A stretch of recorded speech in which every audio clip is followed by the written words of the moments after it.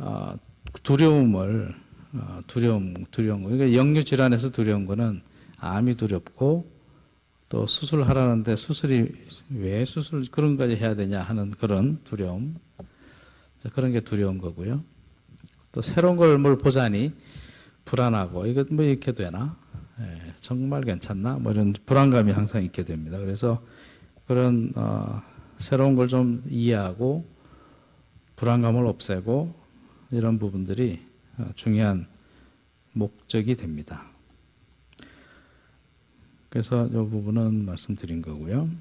역류는 말씀드린 것처럼 역하는 거예요. 거꾸로 올라가거나 넓은 데서 좁은 데로 가거나 하는 게 역류입니다. 그래서 역류가 되면 위산만 역류되는 것이 아니고 쓸개물이나 췌장액 그리고 우리가 먹은 음식물도 역류가 됩니다. 그래서 위산 치료제를 쓰면 100% 치료가 되나요?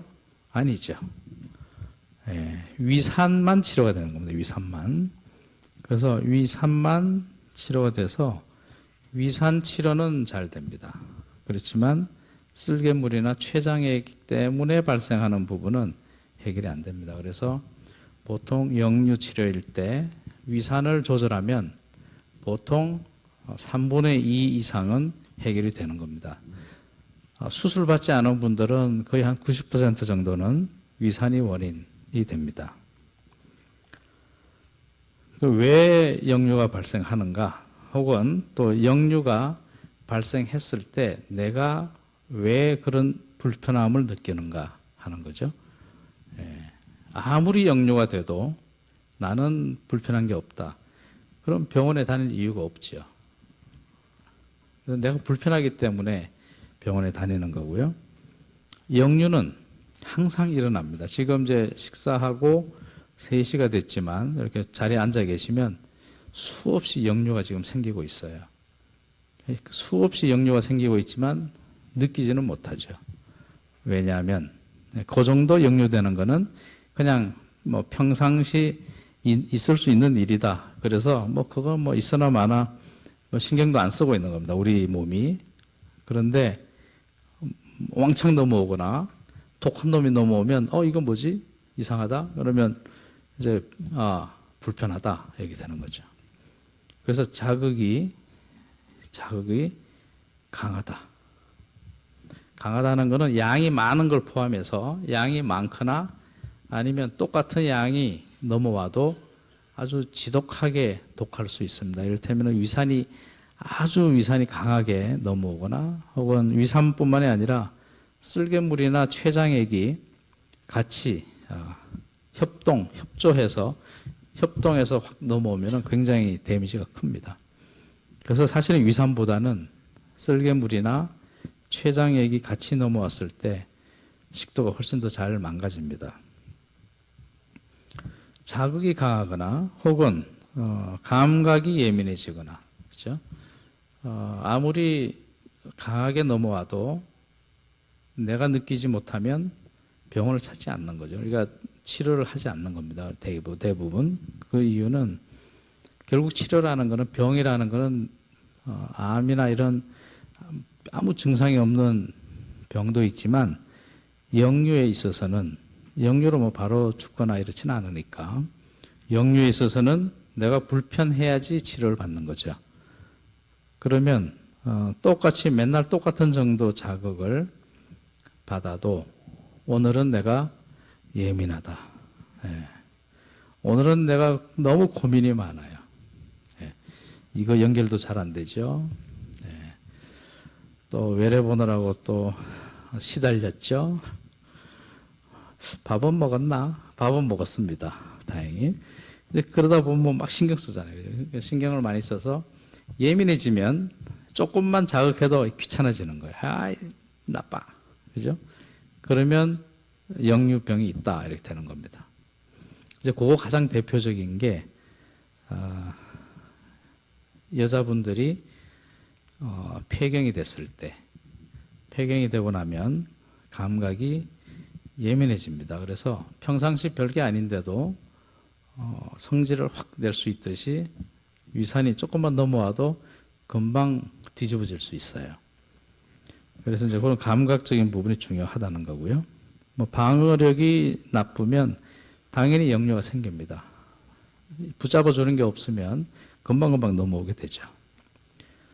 지금 말씀드린 것처럼 정상이라 하더라도 역류는 항상 일어납니다. 네. 네. 그래서 요 내시경 사진 보시면 왼쪽 사진하고 오른쪽 사진, 왼쪽 사진은 내시경을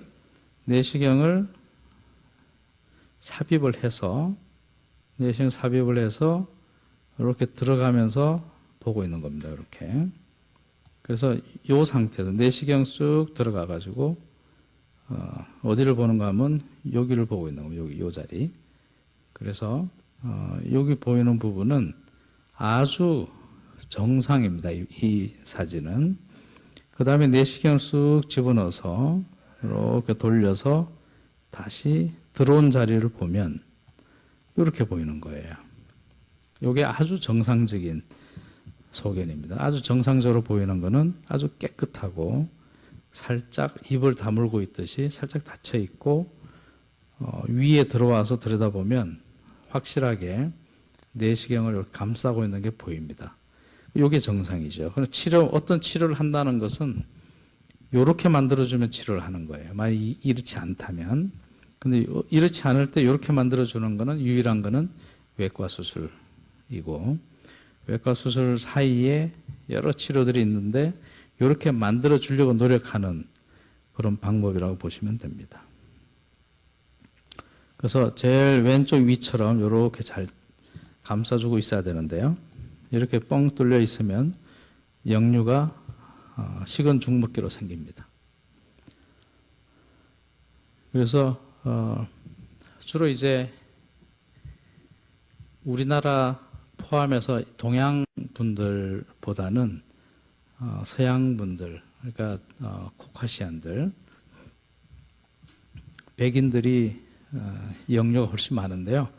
백인들이 역류가 많은 이유는 먹는 게 이제 기름져서 복부 비만이 많다고 합니다. 그래서 복부 비만이 많아지면 배를 누르게 되죠. 그러면 위 속의 압력이 위 안에, 위 압력이 세지기 때문에 이렇게 올라간다는 거예요. 예전에 우리 70년대, 80년 초반 이럴 때 우리나라 일반인들, 여기 이제 계신 분들도 한 30년 전에 내가 체형이 어땠나 생각해 보시면 그렇잖아요. 텔레비에 북한 텔레비 보는 그런 소견이잖아요, 그죠? 다 바짝바짝 말라 있었고, 날라다니고 뭐 그랬죠. 요즘엔 좀 설렁설렁 다니는데, 그래서 이 복압이 많이 올라갈 수 있게 하는 상태가 되면 역류가 생긴다. 많이 먹어도 생기죠. 복부 비만이 심해도 생기고, 날씬하게 보이려고 허리띠 쫄라매도 생깁니다. 그렇죠? 그런데 이렇게 하다 보면 식도에 관략근이, 여기 관략근이 있는데요. 관략근이 이제 더 이상 견뎌내지를 못하고 탈장이 생기게 됩니다. 탈장. 그래서 식도 열공 탈장이 생기면 역류는 이제는 완전히 제집 드나들듯이 올라오게 돼요. 여기에 탈장이 생기면 내시경 아까 들여다봤던 기억나시죠? 살짝 닫혀 있고 내시경을 살짝 감싸고 있는 그런 모습이 안 보입니다. 그럼 역류가 엄청 심하게 되는 거죠. 그런 부분이 너무 심하다 그러면 이제 수술이 필요한 상황이 되는 거고요. 침 역할도 중요합니다. 우리가 이제 침이 하루에 1리터 정도 나옵니다. 1리터. 1000cc가 나오는 거죠. 그러니까 우리는 잘 모르지만 계속 침이 나오고 그 침을 삼키고 있어요. 침이 쭉 내려가면서 위산을 중화시키고 역류되는 과정을 완화시켜주고 있는 거죠. 근데 침이 덜 나오는 질병도 있습니다. 시카 증후군, 쉐그렌 증후군. 그래서 침이 잘 안 나오면 하루에 1리터나 되는 침이 나오지 않으면 위산 자극을 중화시킬 수가 없습니다. 그래서 침이 적게 나오는 질환이 있거나 또 침이 적게 나오는 상황이 되면 역류 현상이 심해져요. 그래서 그런 아까 말씀드린 것처럼 쉐그렌 증후군이나 뭐 시카 증후군 이런 질병이 있거나 아니면 안정제를 좀 많이 드시는 경우, 안정제 때문에 입이 좀 마를 수 있잖아요. 그래서 그런 경우, 그리고 이제 열량이 드시면서 침 만들어내는 능력이 떨어질 때 역류가 잘 생깁니다. 그 침이 적게 만들어지는 것을 억지로 많이 만들게 하기는 좀 어려운데요. 만약에 입마름병이 있고 침이 적게 나온다면 침이 좀 잘 나오게 하는 방법, 그게 뚜렷한 좋은 방법은 아니지만 결국은 레몬 캔디, 그죠? 입에 뭔가 물고 있으면 조금이라도 자극해서 나올 수 있는 그런 상황이 될 수 있고, 약제도 나와 있긴 합니다. 침 자극하는 약이 나와 있는데 그 약들의 효과는 그렇게 썩 만족할 만큼 좋지는 않습니다. 어쨌든 침을 만들어내는 침샘이 능력이 떨어져서 역류가 될 수도 있다 하는 겁니다. 그러니까 식도 연동 운동, 식도가 잘 움직여주는 거 이거 중요합니다. 어떤 경우는 이제 식도 잘 안 움직여서 그냥 이렇게 놀고 있는 식도도 있습니다. 놀고 있는 식도는 식도 기능성 질환, 식도의 병이 있을 때 그런데요.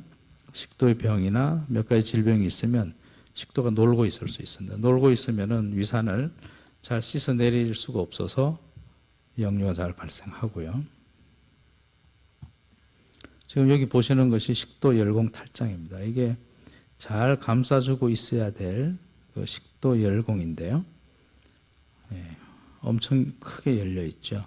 여기 내시경입니다. 내시경이 이렇게 관찰이 되는데 내시경의 두께고 내시경 지름에 하나, 둘, 셋, 넷, 다섯, 여섯, 한 7배 정도 됩니다. 내시경 지름이 1cm라고 치면 7cm나 벌어져 있다는 거잖아요. 그러면 이런 분들은 그냥 눕기만 하면은 역류가 생길 수밖에 없습니다.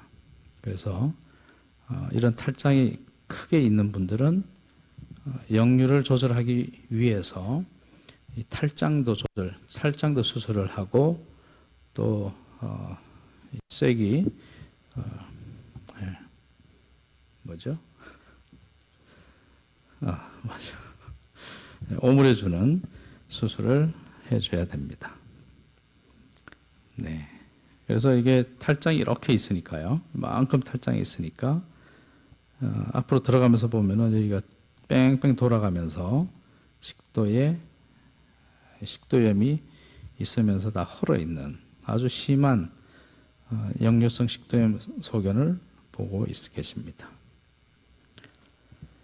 역류성 식도염이 있으면 가장 전형적으로 느끼는 증상은 가슴쓰림, 흉통, 역류 이런 것들이 있습니다. 가슴쓰림은 어떤 것들이 포함되는가 하면 가슴이 이상해요. 이것도 포함되고 뭘 먹었는데 자꾸 걸려요. 내려가면서 훑고 내려가거나 싹 쌈박하게 안 내려가고 또 걸리는 느낌이 들어요. 이런 것도 가슴쓰림에 해당하고 실제로 쓰린 것도 가슴쓰림이고 타는 듯한 느낌도 가슴쓰림이고 우리한 것도 가슴쓰림이고 기분 나빠요. 그것도 가슴쓰림이고 아주 다양한 종류의 가슴쓰림이 있을 수 있습니다. 그게 이제 조금 더 통증으로 심해지면 가슴이 아프다 그러죠. 가슴이. 그래서 심장내과를 방문하는 정도의 흉통이 있을 수 있습니다.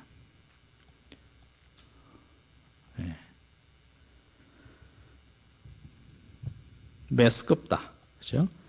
메스꺼려서 저희를 찾아오시는 분들이 꽤 종종 있으신데요. 메스꺼리는 증상을 일으키는 조건이 뭔가? 기분 나쁘고 열받으면 메스꺼릴 수 있죠. 이것도 역시 어떤 느낌이기 때문에 예민해지면 훨씬 잘 생기지만 만약 그런 게 아니라면 이 구역감, 메스껍다 이런 거의 가장 큰 중요한 원인은 위산 역류입니다. 위산 역류가 있을 때 메스껍다. 그래서 병원에 오시는 분들이 꽤 많습니다. 물론 이제 심리적인 부분도 있을 수 있어서 메스꺼리면 무조건 역류다 이렇게 하기는 어렵지만 역류가 있는 분들이 호소하는 것은 구역질 호소할 수가 있습니다. 입냄새가 난다는 분들도 많죠. 이런 부분들이 이제 전형적인 증상이고 비전형적인 역류인데 왜 그래? 뭐 이런 거죠. 역류인데 왜 머리가 아파? 뭐 이런 거. 역류라면서 왜 숨이 차냐? 뭐 이런 거. 목소리는 왜 그래? 그죠? 왜 콜록콜록 기침을 하냐? 폐렴이 걸리는. 역류 때문에 폐렴 걸려서 입원하실 수도 있습니다. 뭐 그런 이제 여러 가지들이 비전형적인 증상에 해당하고 뭐 중이염이나 아주 다양한 증상들이 생길 수 있습니다. 등이 아픈 것도 역류의 증상 중에 하나입니다. 내시경 속에는 식도가 이렇게 갈라지지 않은 분들도 많은데요. 갈라진다면 이렇게 길이가 짧으면 덜 심하고 길이가 길면 더 심하다 이렇게 이제 분류를 하고 있고요. 이런 것들이 여러 개 생기면서 이렇게 넙득하게 발생할 수도 있습니다. 그걸 넙득하게 이렇게 발생하면 더 심한 거다. 그렇죠? 뺑뺑 돌아가면서 궤양성 병변이 있으면 무진장 심한 거다 이렇게 보는 겁니다. 발의 식도는 여기 잘 보시면은 이렇게 지금 라인을 선을 그은 거에 이쪽 부분이 정상 식도인데 이 선을 긋는 이 부분의 안쪽에 이렇게 그어놨다고 치면 이쪽 부분은 색깔이나 모양이 다릅니다. 그래서 이런 부분이 발의 식도라고 하는 겁니다. 원래 있는 식도의 벽이 벗겨지는 거죠. 벗겨지고 새로운 벽으로 바뀌는 것을 발의 식도라고 얘기합니다. 발의 식도는 위산의 역류가 자꾸 반복이 되기 때문에 기존에 있던 이 상피세포, 이 식도벽이 위산에는 도저히 견딜 수가 없어서 위산 자극에 잘 견딜 수 있는 그런 벽 구조로 바뀌는 겁니다. 그렇게 바뀌면 위산에는 잘 증상 없이 어느 정도 타협해감 지낼 수 있어요. 그렇지만 식도에 있어야 될 벽이 아니기 때문에 또 시간이 오래 지나면 여기에서는 암이 발생할 수가 있는 겁니다. 근데 실제로 이제 우리나라 이런 동양권에서 발의 식도가 발생하는 경우는 굉장히 아직 드뭅니다. 그래서 혹시 이제 발의 식도라고 이렇게 진단을 받고 발의 식도를 가지고 있는 분이라 하더라도 암 걸릴까봐 계속 전전긍긍하실 필요는 없습니다. 뭐 1년에 한번 검사하면서 혹시 무슨 변화가 생기면 치료받으면 되니까요. 그래서 일상생활을 너무 발의 식도 때문에 다 시간 낭비할 필요는 없습니다. 발의 식도라 그러면 식도암이 발생할 거기 때문에 이제 잠도 못 자고 굉장히 두려워하시잖아요. 요즘 뭐 암이 그렇게 나쁘지 않기 때문에 암이라 하더라도 많은 경우는 수월하게 치료가 되는 세상이기 때문에 나한테 발의 식도가 있다고 해서 무작정 두려워할 이유는 없다고 봅니다. 역류성 식도염을 진단하는 것은 지금까지 말씀드린 것처럼 이런 현상 때문에 발생되는 증상이 있으면 내가 이러저러해서 불편합니다. 그러면 그래요. 그러면 역류성 질환이 있나 봅니다. 추정 진단을 하고요. 이런 PPI를 투여해서 PPI 약제를 복용을 하게 해서 증상이 상당히 좋아지더라. 그러면 네, 그건 보나마나 역류병이 맞습니다. 이렇게 이제 PPI 테스트를 해볼 수 있고요. 내시경 검사 당연 중요하고 또 이제 식도 내압 검사, 이 식도 기능 검사 하는 게 있습니다. 코로 지금 받아보신 분도 계시고 안 받아보신 분이 뭐 훨씬 많으시겠지만 이 식도 기능은 코를 통해서 카테터를 넣어서 식도가 잘 활동하고 있는지 또 어떤 구석이 문제인지 이런 걸 파악하는 검사 방법이 있습니다. 그런 검사해서 내시경처럼 촬영을 하면 이렇게 보입니다.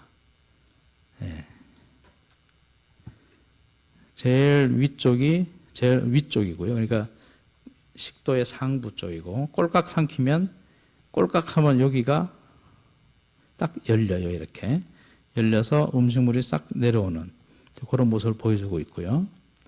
그리고 내려온 거는 쑥 이렇게 내려갑니다. 이렇게 비스듬하게 내려가. 이거 비스듬하게 내려가는 이유는 여기 시간이기 때문에 그렇습니다. 시간.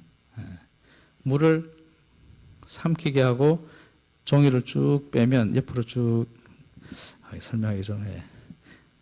그렇죠? 시간을 집어넣은 그래프이기 때문에 물을 꼴깍 삼키면 이렇게 떨어지는 게 아니고 이렇게 떨어지게 됩니다. 24시간 식도 산도 검사를 해서 실제로 위산이 얼마나 식도로 넘어오는가를 보는 자료로 활용할 수 있는데요. 지금 이게 산도 4, pH가 4인 상태에서 얼마나 이 그래프가 밑으로 많이 떨어지는 걸 보고 역류가 얼마나 심한 것을 보는 검사 방법입니다. 그러니까 이분은 여기서 여기까지가 이제 취침 시간이고 이쪽은 활동하는 시간이죠. 식사, 특히 뭐 식사 시간 이럴 때 역류가 집중적으로 일어나는 그런 환자분의 검사 소견입니다. 그러니까 이런 분들은 식사를 좀 잘 하면 양을 좀 줄이고 식사 후에 좀 충분히 소화가 된 다음에 활동을 하거나 그러면은 역류가 훨씬 줄어들 수 있습니다. 반면에 이런 분들은 낮에는 멀쩡해요. 그죠? 멀쩡한데 야간에 뚝 떨어져서 잠에서 깨게 되는. 그래서 이런 24시간 보행성 식도 내 산도 검사를 하게 되면 원인이 정확하게 어떤 원인인가, 어떨 때 주로 역류가 일어나는지, 또 그 역류가 일어났을 때 환자분의 증상하고 잘 일치가 되는지 이런 걸 보고 치료에 활용을 하게 됩니다. 아까 보셨던 이런 결과를 보이는 분들은 식사와 관련해서 식사를 좀 조절할 필요가 있죠. 약도 언제 드시면 좋을까요? 아침에 일어나서 하루 종일 좀 조절해 주면 좋다. 그래서 아침에 약 드시는 게 유리하고요. 이런 분들은 낮에는 잘 지내시는 거예요. 그러니까 오히려 저녁 시간에 약을 드시는 편이 좀 더 나을 걸로 생각이 됩니다. 그래서 치료 방침을 정하는 데 있어서 도움을 받을 수 있습니다. 내시경 소견인데요. 이렇게 왼쪽 편에 있는 것은 수술 전 사진입니다. 왼쪽 편은 수술 전. 이렇게 열공이 열려 있죠. 또 내시경이 들어가서 위에서 거꾸로 뒤져 보면 여기가 요만큼 갭이 있습니다. 여기가 내시경이고요. 그래서 이런 부분, 이런 열공이 열려 있는 경우에 수술을 받으면 정상적인 분들처럼 살짝 오므려져 보이고요. 또 수술 받은 그 위치는 이렇게 보입니다. 무언가 이렇게 둘러싸맨 것처럼 이렇게 보여서 역류를 잘 막아줄 수 있는 상황이 됩니다. 그래서 바륨 검사는 이제 내시경으로 봐서는 뭐 그렇게 나쁘지 않은데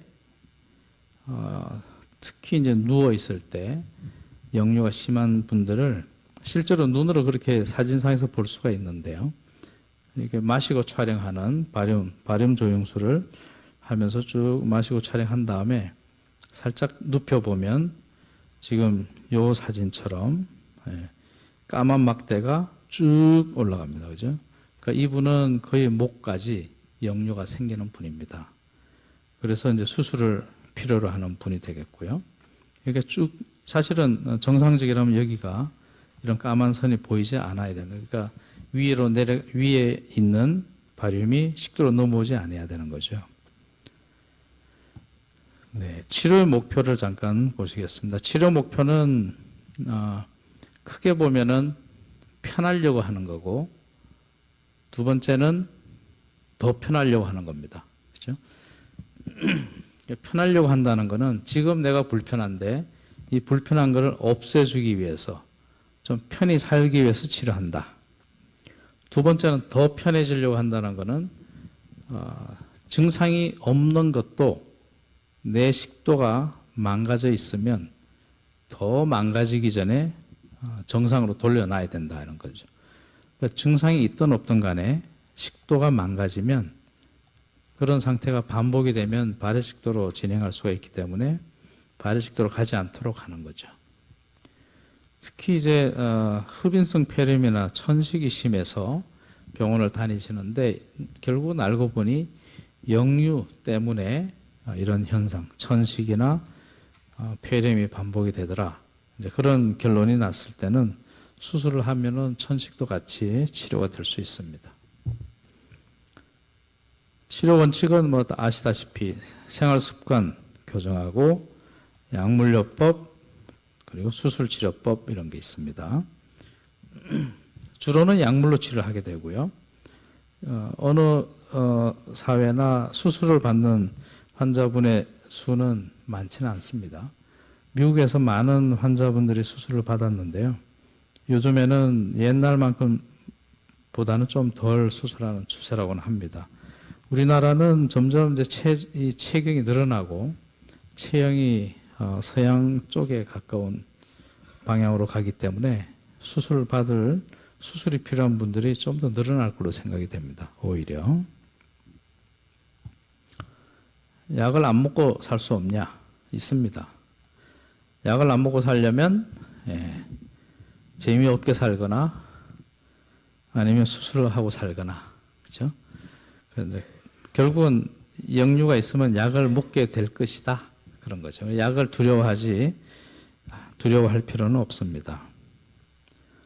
네, 뭐 잘 아시는 부분입니다. 지방질이 많은 거, 또 아주 자극적인 거. 이제 여기 있는 부분은 모든 분들이 꼭 이렇게 이걸 다 피해라 이런 건 아닙니다. 술, 담배는 뭐 당연히 나쁘겠지만 음식에 관련해서는 각자 개인차가 있습니다. 개인차가 있어서 나는 이걸 먹어봤더니 괜찮더라. 그러면 드셔도 전혀 문제가 없습니다. 그래서 내가 나한테 나쁜 게 뭔지를 한번 찾아볼 필요가 있는 거죠.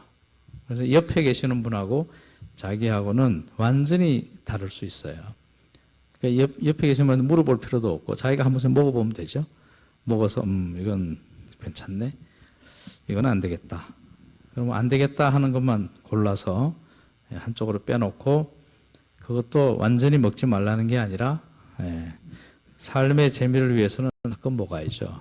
그러니까 먹고 약 먹고 약이 그럴 때 필요한 거죠. 그래서 어쨌든 이제 이런 부분들이 주의하면 증상 없이 좀 잘 지낼 수 있다는 거고요. 수면 자세는 왼쪽으로 모로 눕는 것이 역류는 덜 생깁니다. 오른쪽으로 모로 누우면 역류가 많이 생겨요.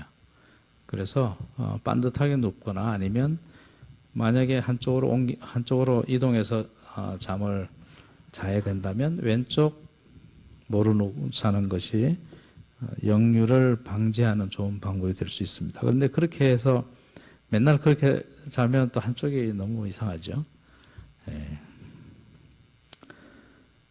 네. 뭐 조금씩 먹으면 역류가 당연히 적습니다. 잠자기 전에는 먹질 않고요.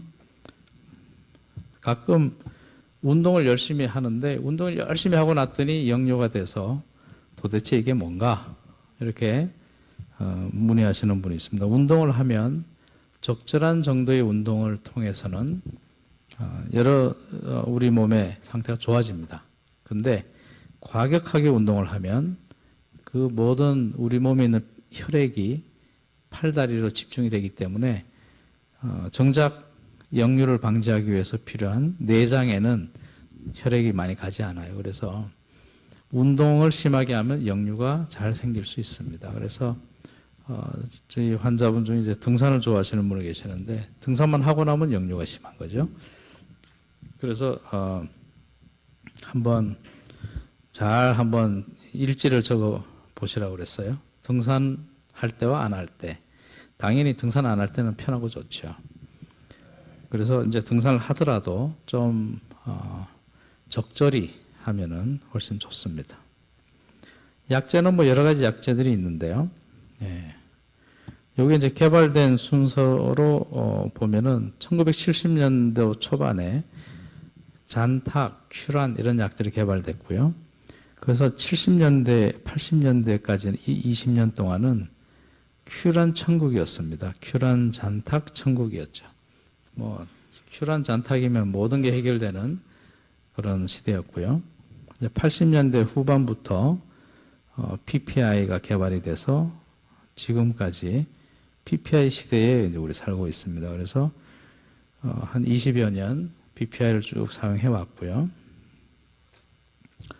이제는 이런 PPI의 다음 세대인 이 P캡 세대가 이제부터는 진행이 될 거고, 그렇다고 지금도 잔탁이나 큐란이 많이 사용되고 있는 것처럼 이 모든 약들은 나빠서 앞으로 절대로 사용하지 않을 거고 피켓만 쓸 거다 그런 건 아닙니다.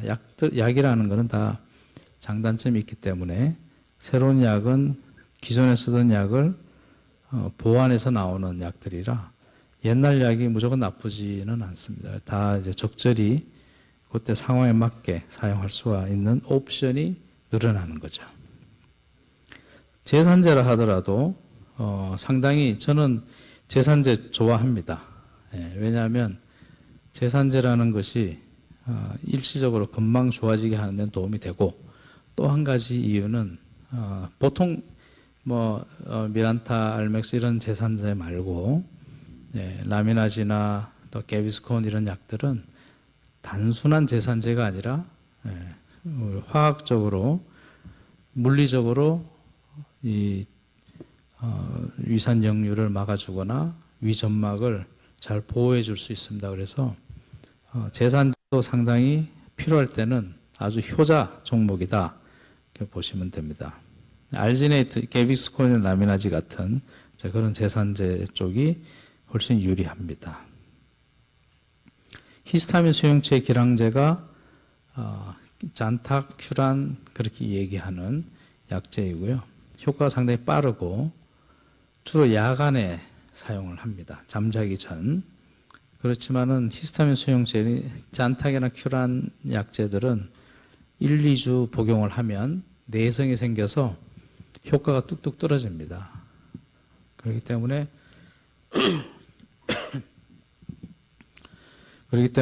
매일매일 사용하는 분보다는 가끔 사용하는 분들은 이 잔타큐란도 상당히 도움이 될 수 있습니다. 네. PPI는 지금 많이 사용하고 있는 약제고요. 현재까지 알려진 약제 중에서 가장 위산 분비를 강력하게 줄여주고 있습니다. 주로 아침 식전 30분 혹은 1시간에 사용을 하게 되고 한 달 혹은 2달 사용을 해서 효과가 있는지를 보고 효과가 없으면 용량을 늘리거나 다른 약제로 변경하거나 이런 용법을 가지고 있습니다. P캡이라는 거는 PPI 약제보다는 활동 범위나 활동하는 양식이 좀 다릅니다. 지금 문이 이렇게 몇 개 있는데 문을 닫아 놓으면 밖에 있는 분이 못 들어오시잖아요. 그런데 문을 닫아놔도 들어올 수 있는 게 이 피캡이라는 약재입니다. 바깥에 많이 몰려 있으면 안쪽이 별로 없죠? 그럼 밀려 들어와요. PPI는 문을 열어줘야지 들어옵니다. 그래서 열어줘야 들어오는 게 좋을 때도 있고 그냥 들어오는 게 좋을 때도 있죠. 그냥 일상생활 생각해 보시면 뭐 어떨 때는 이게 좋거든요. 저게 좋을 텐데. 그래서 피캡이라는 거는 조금 더 좀 자유스럽게 다닐 수 있는 약재. 그러니까 조금 약이 그 성질이 좀 다르다는 거죠. PPI 약을 먹으면 한 2, 3일 정도 이렇게 지나야지 효과가 점진적으로 늘어나서 필요한 만큼의 효과가 나타납니다. 그나마 이제 하루 이틀 뭐 딜레이 되지만 그래도 크게 느끼지 못하는 경우가 많은데요. 이 피캡은 먹자마자부터 바로 효과가 이렇게 납니다. 그래서 효과는 훨씬 좋을 것으로 예상하고 있습니다. 훨씬 강하고요. PPI에 비해서. 그러니까 빨리 효과가 나타나고 또 오랫동안 약이 쭉 이렇게 PPI를 복용하면 이제 약의 효과가 떨어져서 약 안에 위산 분비가 쭉 나오는 이런 상황이 생길 수 있는데요. 피캡을 사용했을 경우는 이런 현상이 없이 하루를 보낼 수 있다. 이제 이론적으로 그런 성질을 가지고 있는 겁니다. 식사 후에 복용을 해도 약효가 별로 떨어지지 않습니다. 그러니까 약을 핸들링하는, 약을 복용하는 입장에서는 이 피캡이라는 약재가 PPI에 비해서는 조금 더 유리합니다. 위장관 운동 촉진제, 뭐 모티륨이나 뭐 등등 몇 가지, 가스모틴, 가나톤, 가나칸 이런 약재들은 위장 기능이 떨어져 있는 분들한테 좀 도움이 될 수 있고요. 맨 처음에 말씀드린 것처럼 이런 질환이 생기면 어떤 분은 아무리 역류가 돼도 못 느끼고 둔한 분이 있는 반면에 어떤 분은 조금만 넘어도 금방금방 알아채고 불편해하고 힘들어하는 분이 계세요. 그럼 두 분 다 정상은 아니죠. 근데 예민한 분이 병원을 많이 찾게 되는 거죠. 그래서 예민한 것을 좀 조절, 좀 덜 예민하게 해주는 거, 안정제라든지 또 내장 통증, 내장 진통제 같은 약재를 쓰면 예민도가 줄어듭니다. 덜 예민해져서 증상이 없어지는 상황이 될 수 있죠. 그럴 때 사용하는 게 이 항우울제하고 항불안제입니다. 보통 이제 정신과 쓰는 약이기 때문에 거부감이 있는 분들이 꽤 있으세요. 근데 사실 소화기 내과에서 사용하는 정도의 이런 항우울제나 항불안제는 그다지 큰 부작용이 없습니다. 만약 마음에 안 들면 뭐 그냥 빼고 드셔도 되니까요. 네, 자유스럽게 결정을 하셔도 됩니다. 위산분비억제제를 오랫동안 먹으면 부작용이 생길 수 있죠. 피캡도 마찬가지입니다. 위산분비를 엄청나게 못 나오게 조절하는 거기 때문에 그래서 설사하거나 혹은 칼슘이나 마그네슘의 흡수가 잘 안 될 수 있죠. 가끔 폐렴도 발생할 수 있다고 그러고요. 신문에 방송에 나왔던 거는 뭐 치매를 빨리 일으키게 한다. 그런 얘기도 있었고 또 콩팥을 나쁘게 한다. 치매 관련된 부분은 정확하게는 사실이 아닌 것으로 지금 생각을 하고 있고 콩팥을 나쁘게 하는 것은 어느 정도는 가능성이 있다고 보고 있습니다. 네. 그래서 지금 약을 복용하는 방법으로 봐서 보통 이제 초반에 한두 달 약을 쭉 꾸준히 드실 때를 제외하면 가급적이면 약을 좀 들었다 놨다 할 필요도 있습니다. 그러니까 좀 끊었다가 증상이 좀 좋아진 상태 유지하다가 나빠지면 다시 약 좀 복용하고 하는 그런 간헐적으로 약을 드시는 방법. 그게 실제적으로는 상당히 부작용을 줄일 수 있는 큰 방식이 될 수 있습니다. 그래서 위주요법을 꾸준히 약을 먹더라도 약을 안 먹는 시간과 안 먹는 그 날짜, 안 먹는 기간을 두는 것이 효율적으로. 이거는 P캡도 마찬가지입니다. PPI나 P캡이나 편할 때는 좀 뛰어보는 노력이 좀 필요합니다. 약제도 아니고 외과 수술도 아닌 그런 내시경 치료법이 몇 가지 있는데요. 지금 저희가 사용하는 약제 치료 방법은 이 스트레터 치료 방법이고요. 스트레터 치료는 이런 장비를 이용해서 식도 끄트머리를 관략근 있는 데를 살짝 찢어줍니다. 살짝 찢어서 이 부분이 조금 힘이 더 강해지게 만들어주는 거죠. 그렇게 되면은 한 절반 정도 환자분들은 약을 끊을 수 있는 가능성 있는 그런 치료 방법이고요. 모든 분들이 치료 해당되지는 않습니다만 만약에 적응증이 되는 분들 같으면은 좀 도움을 받을 수 있는 그런 약제가 되겠습니다. 네. 주로 이제 만성적으로 복용하는 그런 약들, 혈압약, 또 전립선 치료제, 칼슘약 이런 약들은 역류를 심하게 만듭니다. 기본적으로. 그래서 이런 약을 드시는 분들은 평상시에 좀 역류 현상이 조금 심해진다. 평상시 역류가 있다. 그럴 때 이런 약제 때문에 조금 더 심해지는 그런 부분을 이제 고려를 해야 되고요. 아스피린 장기적으로 복용하시는 분들은 역류가 아니라 아스피린 부작용 때문에 역류와 똑같은 증상이 생길 수 있어서 좀 구분이 필요할 수 있습니다. 그렇지만 아스피린 때문에 치료해야 되는 상황하고 역류 때문에 치료해야 되는 상황에서 사용하는 약제는 똑같습니다. 똑같아서 어느 쪽이든 사용해도 되는데 아스피린을 꾸준히 복용하시는 분들 같은 경우는 끊을 수 없어서 오히려 역류보다는 약제를 더 오래 길게 드시는 분들이 많습니다. 네. 그래서 이제 많이 심할 때는 약을 좀 철저히 드시고 충분히 조절이 좀 될똥말똥할 때는 리듬을 가지고 끊을 때는 끊고 또 복용할 때는 복용하고 해서 좀 적절히 밀었다 당겼다 하는 그런 패턴으로 치료하는 것이 훨씬 유리하다고 생각이 됩니다. 네. 네, 4시가 됐군요. 네, 제 강의는 이것으로 일단 마치겠습니다. 감사합니다.